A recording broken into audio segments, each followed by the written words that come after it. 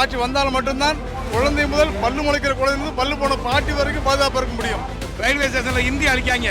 நேற்று தான் ஆட்சிக்கு வந்த மாதிரி இந்தி இப்பதான் எழுதியிருக்காங்களா? 20 வருடத்துக்கு முன்னாடி 40 வருடத்துக்கு முன்னாடி இவங்கெல்லாம் எங்க போனாங்க? பூரா கபட நாடகம் திசை திருப்புவதற்கு வேணும்னு செய்யறாங்க. 1000 ரூபாய்க்கு வேலை செஞ்சு நடக்கிறேன் நான். அந்த 1000 ரூபாய் கூட நெருமையா கொடுக்க மாட்டேன்றாங்க. சென்னையில் இருக்க 16 தொகுதி திமுக கோட்டைன்னு சொல்றாங்க. 16 அவங்க தொகுதி அவங்களோட கோட்டையில ஓட்டை போட்டு சென்னையோட எப்பயுமே அண்ணா திமுக கோட்டைன்னு இந்த சட்டமன்ற தேர்தலில் நாங்கள் நிரூபிப்போம்.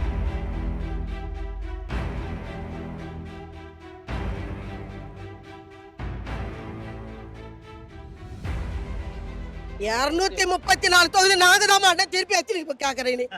ஒண்ணு கூட கிடையாது. மிஸ் எட்டி கூட பார்க்க மாட்டாங்க. நினைச்சா இப்ப தூக்கமே இல்லை அவனுக்கு. விடிய ஆச்சுக்காரன் தூக்கம் வரல, தூங்குறான் அப்படி எழுச்சுக்கிறான், இப்படி தூங்குறான் அப்படி எழுச்சுக்கிறான். என்ன பண்றானே தெரியல. சேதம் ஃபுல்லா தண்ணி அடிச்சு கூட பத்துக்கலாம். அவன் எவ்வளவு தண்ணி அடிச்சா கூட தூக்கம் வர மாட்டேங்குது. புரியுதா? இந்த 4 வருஷம் ஆட்சியே சரியில்லைங்க. எல்லா மக்கள் நொந்துட்டாங்க. புரட்சி தமிழர் எடப்பாடியார் தான் இந்த நாட்டினுடைய முதலமைச்சராக வருவார் என்கிற அடையாளமாகத்தான் இன்றைக்கு இந்த கண்டன பேரணியினுடைய எழுச்சியை பார்க்கிறீர்கள். அதிமுக தனித்து ஆட்சி அமைக்கும், அதில் எந்த சந்தேகமும் வேண்டாம். நாட்டு மக்களுடைய நலன் பாதுகாக்கப்படும். அதிமுக ஆட்சி வந்தால் மட்டும்தான் குழந்தை முதல் பல்லு முளைக்கிற குழந்தை முதல் பல்லு போன பாட்டி வரைக்கும் பாதுகாப்பாக இருக்க முடியும். ஒரு வீட்டில் சராசரியா மாசம் 10,000 ரூபாய் ஆகுதுன்னா திமுக ஆட்சியில் இன்னைக்கு பார்த்தீங்கன்னா 40,000 ரூபாய் செலவாகுது. அதாவது 4 மடங்கு உயர்ந்துச்சு. இதுவே மக்கள் சாட்சி தான். இன்றைக்கு பாருங்க, பெண்கள்லாம் வெளியில நடமாட முடியல. விளாத்தி குளத்தில் என்ன நடந்திருக்கு? 2 நாளைக்கு முன்னாடி 12 வகுப்பு படிக்கக்கூடிய ஒரு மாணவி வீட்டுக்கு ஒழுங்கா வர முடியல. ரயில்வே ஸ்டேஷன்ல இந்தி அழிக்காங்க. நேற்று தான் ஆட்சிக்கு வந்த மாதிரி இந்தி இப்பதான் எழுதியிருக்காங்களா? 20 வருடத்துக்கு முன்னாடி 40 வருடத்துக்கு முன்னாடி இவங்கெல்லாம் எங்க போனாங்க? பூரா கபட நாடகம் திசை திருப்புவதற்கு வேணும்னு செய்யறாங்க. நம்ம தான் பாக்குறோம், குழந்தைங்கள்ல இருந்து வயசானவங்க வரைக்கும் இந்த மாதிரி பாலியல் கொடுமை அதை என்னன்னு கூட தட்டி கேட்க மாட்டேங்கிறாரு. யாரு? நம்ம ஸ்டாலின் எதுவுமே தட்டி கேட்க மாட்டேங்கிறாரு. இது வரைக்கும் ஏதாவது ஒரு ஆக்ஷன் எடுத்திருக்காரு? அவங்க எடுத்தோம், இவங்களை தூக்கணும், அவங்களை வெட்டணும், குத்தணும்னு ஏதாவது பண்றாங்க? ஒண்ணுமே எடுக்க மாட்டேங்கிறாங்க. அதான் ஜனங்கள்லாம் வெறுத்து போயிட்டாங்க. ஜனங்கள்லாம் சுத்தமா வெறுத்து போயிட்டாங்க. 1000 ரூபாய்க்கு வேலை செஞ்சு நடக்கிறேன் நான். அந்த 1000 ரூபாய் கூட நெருமையா கொடுக்க மாட்டேன்றாங்க. நம்மளோட சமுதாயனுடைய நம்மளை விட இப்போ குழந்தைங்களுடைய எஜுகேஷன்ல இருந்து அவங்களோட என்ன சொல்றது லைஃப் ஸ்டைலே மாறிடுச்சு. எல்லாருமே கஞ்சா சரக்கு எங்க பார்த்தாலும் அதுதான் ஓடுது. அதனால போலீஸ் அராஜகம் ஜாஸ்தியா இருக்கு. அவங்க எதுக்குமே சப்போர்ட் பண்றது இல்ல. அவங்களோட ஃபுல் சப்போர்ட் அரசியல்வாதிகளுக்கு மட்டும்தான், நம் பொதுமக்களுக்கு கிடையாது. அப்படி இருக்கும்போது எதுக்கு அந்த ஆட்சி வரணும்? அந்த ஆட்சி தேவையில்லைன்னு. கரண்ட் பில் அதிகமாயிடுச்சு, வரி ஆயிடுச்சு, சாப்பிட கஷ்டமா இருக்கு. ஒரு வேலைக்கு போனா 2 நாள் மேல அந்த வேலைக்கு இதுவாக மாட்டுது. வருமானம் கம்மியா இருக்கு. விலைவாசி அதிகமா இருந்தா எப்படி குடும்பம் பண்ண முடியும் தெரியல. எல்லா மீடியாவையும் கைக்குள்ள வச்சுக்கிட்டு தனியா ஒரு மாய பிம்பத்தை உருவாக்கி வச்சிருக்காங்க. அதாவது புதுசா கட்சிக்கு வரவர் அவர் தனியா நின்னா இவங்க தோத்துருவாங்க, இவங்க வந்தாதான் இவங்க ஜெயிப்பாங்க, இவங்க வரலன்னா இவங்க ஜெயிக்க மாட்டாங்க. இந்த மாதிரி 2900 கோடி வெறும் மீடியாவுக்கு மட்டும் திமுக செலவு பண்ண போனோம். 2900 கோடி. இந்த எழுச்சியே எடுத்துக்காட்டாக இருக்கிறது. இன்றைக்கு கடைகள் எல்லாம் திறந்திருக்கிறது. எல்லா கடைகளும் திறந்திருக்கிறது. திராவிட முன்னேற்ற கழகம் கண்டன ஆர்ப்பாட்டம் என்று சொன்னால் 3 நாட்களுக்கு லீவு விடக்கூடிய நிலைமைதான் வியாபாரிகள்.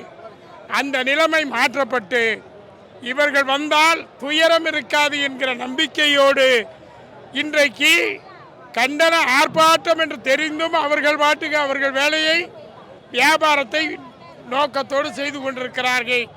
அதிமுக கூட்டணி பாதுகாப்பாக இருந்து கொண்டிருக்கிறது. பெண்களுக்கான பாதுகாப்பை உறுதி செய்யக்கூடிய ஒரு இயக்கம் அதிமுக, அதனுடைய ஆட்சி. 200க்கு மேற்பட்ட தொகுதியில் கண்டிப்பாக வெற்றி பெறும் தேசிய நாயகி ஐயா எடப்பாடி அவர்கள் முதலமைச்சர். கண்டிப்பாக அவர் ஆட்சி அமைப்பார் உறுதி. இன்னும் 2 மாதத்தில் முதலமைச்சராக அறிவிப்பாங்க. எத்தனை பிரம்மாண்டான தொகுதியில அதுதான் ஜெயிக்கும். எல்லாத்தை விட அதுதான் ஃபர்ஸ்ட்ல வரும். அதுக்கு எந்த ஒரு சந்தேகமும் கிடையாது, டவுட்டும் கிடையாது. அந்த அளவுக்கு நாங்கள் பாடுபடுறோம். மக்கள் கட்சி இல்லையா அது? அது என்னைக்குமே உயர்ந்துதான் நிற்கும். அந்த அம்மா இல்லைன்றக்காண்டி அந்த கட்சி படுத்துறாது. அதை தூக்கி நிறுத்துறதுக்கு நாங்களாம் மக்கள் எல்லாம் இருக்கிறோம். நாங்கள் இருக்கிறோம். 10 வருஷம் ஆன்டி இன்கம்ஸை தாண்டி 75 சீட்டு 40 சீட்டு வெறும் 1000ல இருந்து 3000 ஓட்டுல தோத்தோம். அதெல்லாம் அந்த ஆன்டி இன்கம்பன்சி இருந்தும் தோத்ததுக்கு காரணம் எங்க கிட்ட இருந்து பிரிஞ்சு போனவங்க. ஆனா எங்க கிட்ட இருந்து பிரிஞ்சு போனவங்க எங்களுக்கு தோக்கடிக்கிறதுக்கு பிளான் பண்ணாங்க. ஆனா எங்க கிட்ட இருந்து பிரிஞ்சு போனவங்க மட்டும்தான் வேற கட்சியில இருக்காங்க. அவங்க கூட போன எல்லாருமே எங்க எடப்பாடியார் தலைமையை ஏற்று வந்துட்டாங்க. 4.5 வருஷம் ஆட்சியில் எங்கள் எடப்பாடியார் ஆட்சி 4.5 வருஷம் ஆட்சியில் பொன்னான ஆட்சி கொடுத்தாரு. அதே நேரத்தில் கொரோனா பீரியட்லேயும் அவ்வளோ அருமையாக ஆட்சி நடத்தினார். இப்போ இருக்கிற திராவிட முன்னேற்ற கழக ஆட்சி காரி மூஞ்சி போச்சு. குடும்பத்தில் எல்லாரும் கஷ்டப்படுறோம், எல்லாம் விலைவாசி ஏறி போச்சு. ஸ்டாலின் வந்து இப்போ பென்ஷன் போடுறேன்னாரு, போடல, எதுவுமே செய்யல. அப்புறம் எப்படி வெளியே போகிறதுக்கே பயமாக்குது. ஒரு நகை நட்டு போட்டுக்கணும், ரோட்டில் போக முடியல, விலைவாசிலாம் ஏறி போகுது. எங்களுக்கு வேலை செய்கிற இடத்துலையும் சம்பளம் ஏற்ற மாட்டேன்றாங்க. அதே சம்பளத்தில் நாங்கள் எப்படி நாங்கள் ஜீவனம் பண்ணுறது? இத்தனை வருஷம் ஆண்டதே பெரிய விஷயம். இனிமேல் அவங்கள தூக்கி ஓரம் கட்ட வேண்டியதான். அப்புறம் நம்ம வந்து நல்லதை பண்ண வேண்டியதான். நல்லது பண்ணுறதுக்காக நாங்கள் வர்றோம். அதுக்காக என்றைக்குமே வந்து பெண்களுக்கு பாதுகாப்பான கட்சி எந்த கட்சியோ அதுக்கு நாங்கள் கொஞ்சம் முன்னே நிற்போம். நாங்கள் கண்டிப்பாக நிற்போம். வாதியார் கரெக்டாக இருந்தால் பிள்ளைங்கெல்லாம் கரெக்டாக இருக்கும். ஓகேவா? வாதியாரே சரியில்லை, அப்புறம் பிள்ளைங்க எங்கிருந்து சரியாக இருக்கும்? தலைவர் சொன்னார், எந்த பிள்ளையும் நல்ல பிள்ளை தான் மண்ணில் பிறக்கையிலே அது நல்லவே ஆவதும் தீயை ஆவதும் அன்னை வளர்ப்பினிலே சொன்னாங்க. அதே மாதிரி என் தாய் அந்த மாதிரி வளர்ப்பில் சொல்லி கொடுத்துட்டு போனதில்ல. அதை நாங்கள் கடைப்பிடிச்சு தான் நாங்கள் பயன்படுத்துகிறோம். அம்மா காலத்திலேயே எல்லோரும் சொல்வார்கள், ரவுடிசம் தலை தூக்குகிற போது அந்த அம்மா மட்டும் இருந்திருந்தால் இது நடக்குமா என்று கேட்பார்கள்.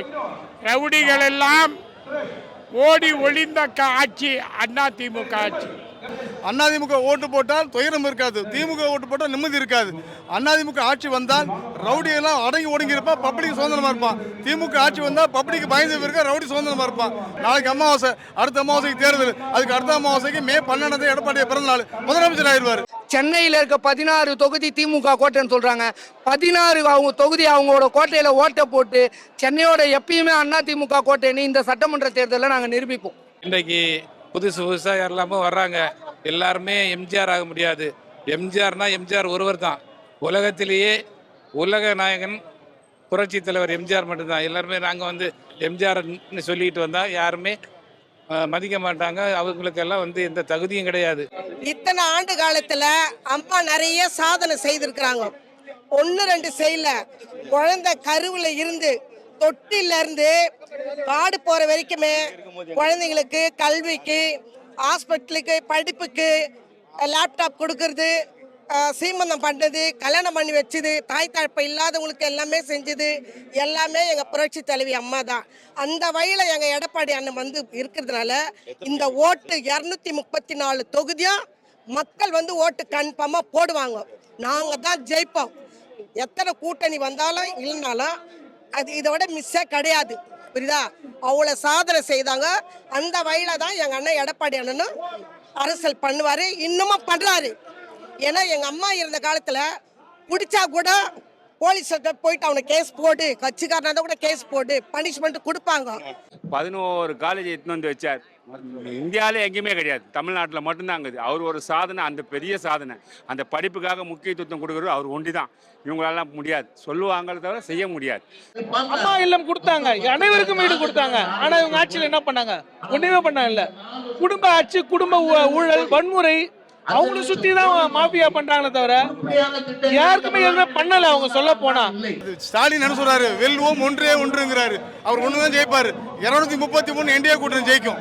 2026ல் ஏடிஎம்கே ஆட்சி தான் நம்மளுக்கு வரும், உண்மையாக நினைக்கிறோம். தமிழகத்தில் மிகப்பெரிய மாற்றத்தை கொண்டு வந்து 200 தொகுதி ஜெயிப்போம். கண்டிப்பாக நல்லாட்சி அமையும், எல்லாருக்கும் வாய்ப்பு வரும். எங்களுடைய கூட்டணி அந்த அளவுக்கு ஸ்ட்ராங்கா இருக்கு. ஸோ நாங்கள் தான் ஜெயிப்போம்.